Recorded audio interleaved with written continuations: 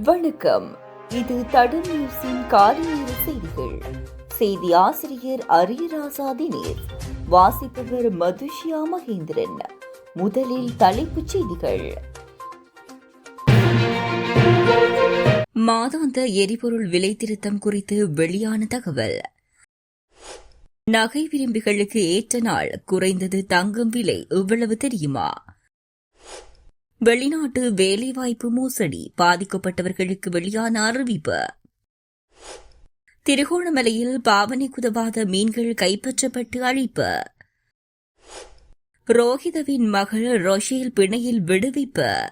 தொடர்பான விரிவான செய்திகள். நாட்டில் எரிபொருளின் விலையில் இன்று நள்ளிரவு முதல் மாற்றம் செய்யப்படலாம் என்று எதிர்பார்க்கப்படுவதாக தகவல் வெளியாகியுள்ளது.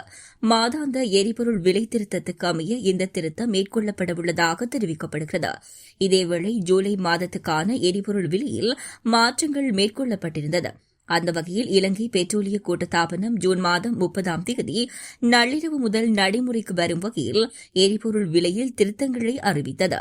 அதன்படி லங்கா ஓட்டோ டீசல் ஒரு லிட்டரின் விலை 15 ரூபாவால் அதிகரிக்கப்பட்ட நிலையில் அதன் புதிய விலை 289 ரூபாவாக பதிவாகியிருந்தது. மண்ணெண்ணெய் ஒரு லிட்டரின் விலை 7 ரூபாவால் அதிகரிக்கப்பட்ட நிலையில் அதன் புதிய விலை 185 ரூபாய் என அறிவிக்கப்பட்டது.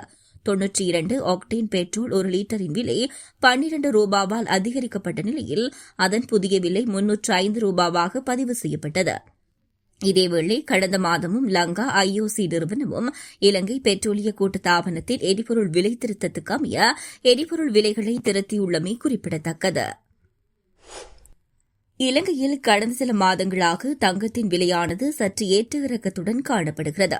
நேற்றைய தங்க விலையுடன் ஒப்பிடுகையில் இன்று தங்கம் பவுன் ஒன்றுக்கு 2000 ரூபாவால் குறைந்துள்ளதாக கொழும்பு செட்டியார் தெரு தங்க நகை வியாபாரிகள் சங்கத்தினர் தெரிவித்துள்ளனர். இந்த நிலையில் மாத கடைசி நாளான இன்றைய தினம் தங்க நிலவரம் என்னவென்று தெரிந்து கொள்வோம்.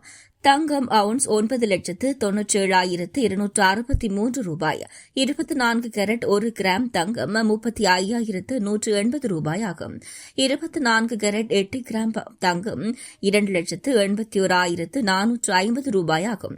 22 கேரட் 1 கிராம் தங்கம் 32,250 ரூபாயாகும். 22 கேரட் 8 கிராம் தங்கம் 2,58,000 ரூபாய். 21 கேரட் 1 கிராம் தங்கம் 30,790 ரூபாய். 21 கேரட் 8 கிராம் தங்கம் 2,46,300 ரூபாயாகும்.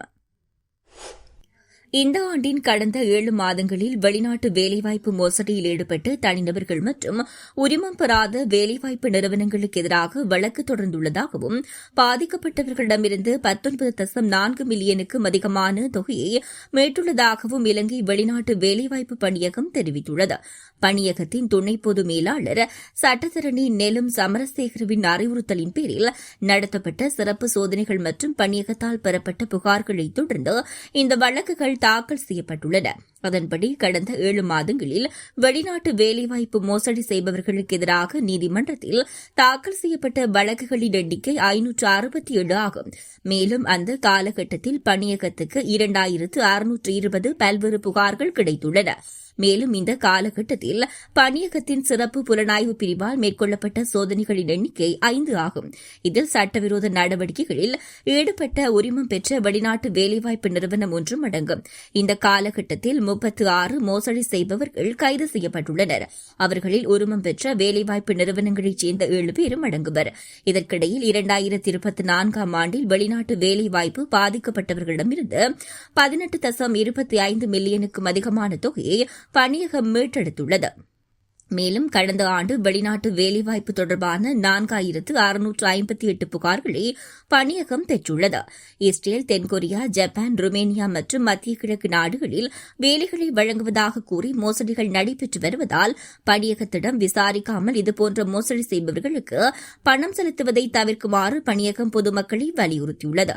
மேலும் கடந்த காலங்களில் இதுபோன்ற பணத்தை மோசடியாக பெற்ற நபர்கள் இருந்தால் அத்தகைய நபர்கள் பற்றிய தகவல்களை பணியகத்தின் 1989 என்ற தொலைபேசி எண்ணுக்கு தெரிவிக்குமாறு பணியகம் தெரிவித்துள்ளது. திருகோணமலை மாவட்ட கிண்ணியா A15 பிரதான வீதியில் பாவனை குதவாத மீன்கள் கைப்பற்றப்பட்டு அளிக்கப்பட்டன.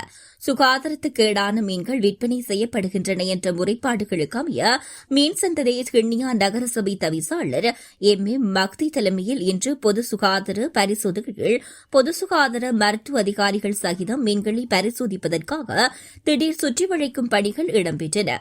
இதன்போது பாவனைக்கு உதவாத ஒரு தொகை மீன்கள் கைப்பற்றப்பட்டு தவிசாளர் முன்னிலையில் அளிக்கப்பட்டது.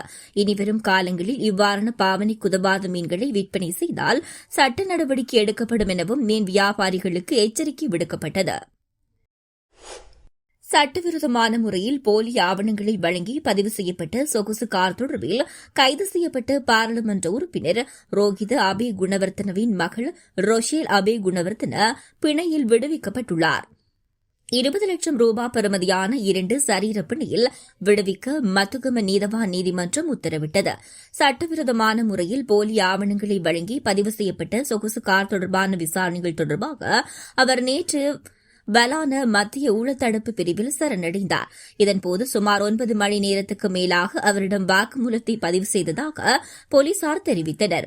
வாக்குமூலத்தை பதிவு செய்த பின்னர் ரோஹித் அபே குணவர்த்தவனின் மகள் ரொஷேல் அபே குணவர்த்தன கைது செய்யப்பட்டு மேலதிக விசாரணைகளுக்காக மத்துகம போலீஸ் நிலையத்தில் ஒப்படைக்கப்பட்டார். இந்த நிலையில் இன்று அவர் மத்துகம நீதவான் நீதிமன்றத்தில் ஆஜர்படுத்தப்பட்டதைத் தொடர்ந்து அவருக்கு பிணை வழங்கப்பட்டுள்ளது. இதுபோன்ற செய்திகளை தெரிந்து கொள்ள தடம் நியூஸ் சேனலை சப்ஸ்கிரைப் செய்து அருகில் உள்ள பெல் பட்டனை கிளிக் செய்யுங்கள். மேலும் இதுபோன்ற செய்திகளை உடனுக்குடன் தெரிந்து கொள்ள தடம் FM.com என்ற இணையதளத்தின் வாயிலாகவும் எங்களுடன் இணைந்து கொள்ளுங்கள்.